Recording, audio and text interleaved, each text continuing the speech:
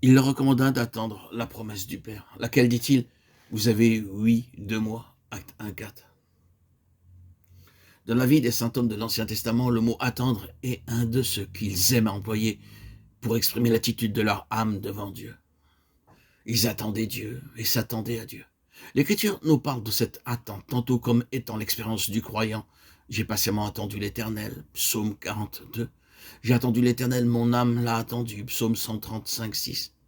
Tantôt comme accompagnant une prière, fais-moi marcher, je m'attends à toi tout le jour, psaume 25, 4. Que ta bonté soit sur nous, ô Éternel, quand nous sommes attendus à toi, psaume 33, 22. Souvent aussi cette attente est recommandée aux fidèles, appelés à persévérer dans quelques voies ou travail difficile. Attends-toi à l'Éternel et demeure ferme. Attends-toi, dis-je à l'Éternel, psaume 27, 14. Sois tranquille en regardant l'Éternel et attends-le, psaume 37, 7. Enfin, elle témoigne du bonheur qu'on trouve à s'attendre au Seigneur. Heureux tous ceux qui s'attendent à lui, Ésaïe 30, 18.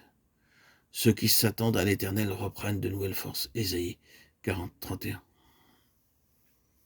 Notre Seigneur rappelle à propos de la promesse du Saint-Esprit ses enseignements et ses expériences des saints hommes d'autrefois.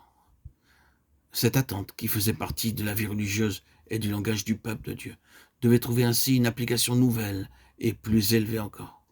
De même qu'ils avaient attendu de Dieu qu'il manifestât sa présence, soit pour les éclairer de la lumière de sa face, soit pour les délivrer par telle intervention directe de sa puissance et accomplir ses promesses. Nous aussi, nous devons vivre dans la même attente. Mais à présent que le Père s'est révélé par le Fils et que le Fils a accompli la rédemption, notre attente doit se concentrer principalement sur la grande promesse qui nous révèle l'amour du Père et la grâce du Fils réunis ensemble, sur le don du Saint-Esprit et son habitation en nous. Attendons-nous au Père et au Fils pour la diffusion et l'action toujours croissante de cet Esprit divin.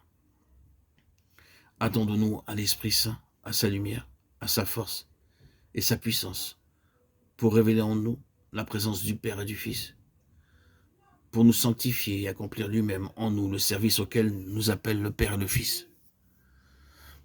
Il leur recommanda d'attendre la promesse du Père, laquelle, dit-il, vous avez oui de moi. On pourrait se demander si ces mots ne se rapportent pas exclusivement à l'effusion du Saint-Esprit le jour de la Pentecôte, et s'il s'adresse à nous aujourd'hui, que l'Esprit a été envoyé à l'Église. On pourrait objecter aussi que pour le croyant qui a déjà l'Esprit en lui, il y aurait presque inconséquence à attendre la promesse du Père, puisqu'il doit croire que l'Esprit demeure en lui et s'en réjouir. Cette question et cette objection nous mettent sur la voie d'étudier ici une question d'importance majeure.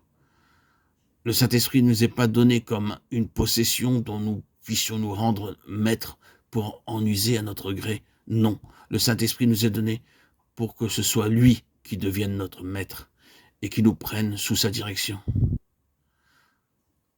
Ce n'est pas à nous de nous servir de lui, c'est à lui de se servir de nous.